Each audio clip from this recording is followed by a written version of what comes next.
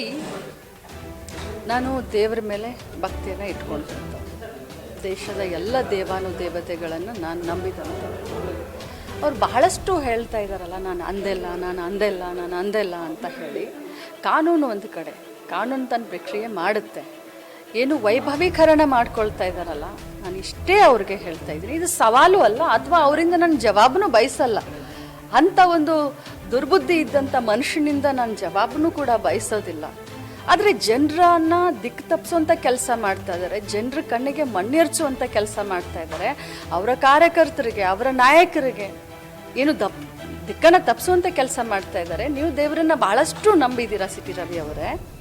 ಧರ್ಮಸ್ಥಳ ತಮ್ಮ ಊರಿಗೆ ತುಂಬ ಹತ್ತಿರ ಇದೆ. ಇಡೀ ರಾಜ್ಯದ ಜನ, ದೇಶದ ಜನ ಧರ್ಮಕ್ಕೆ ಇನ್ನೊಂದು ಹೆಸರು ಧರ್ಮಸ್ಥಳ ಅಂತ ಹೇಳ್ತೀವಿ. ಮಂಜುನಾಥನ ಮೇಲೆ ನೀವು ಪ್ರಮಾಣ ಮಾಡಿ ಹೇಳಿ, ನೀವು ಕೂಡ ನಿಮ್ಮ ಧರ್ಮಪತ್ನಿಯನ್ನು ಕರ್ಕೊಂಡು ಬನ್ನಿ ಮಂಜುನಾಥನ ದೇವಸ್ಥಾನಕ್ಕೆ. ನಾನು ಕೂಡ ನನ್ನ ಕುಟುಂಬವನ್ನು ಕರ್ಕೊಂಡು ಅಲ್ಲಿ ಬರ್ತೀನಿ. ಇದು ನೈತಿಕತೆಯ ಪ್ರಶ್ನೆಯನ್ನು ಎತ್ತಿದ್ದೀರಾ ನೀವು. ನಿಮಗೆ ನೈತಿಕತೆ ಇದ್ದರೆ ಖಂಡಿತವಾಗ್ಲೂ ನೀವು ಅಲ್ಲಿ ಬನ್ನಿ.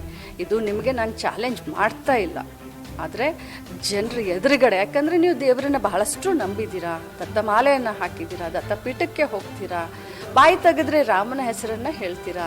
ಅದಕ್ಕೆ ತಾವು ಬನ್ನಿ ಧರ್ಮಸ್ಥಳಕ್ಕೆ ಅಂತ ಕರೀತಾರೆ.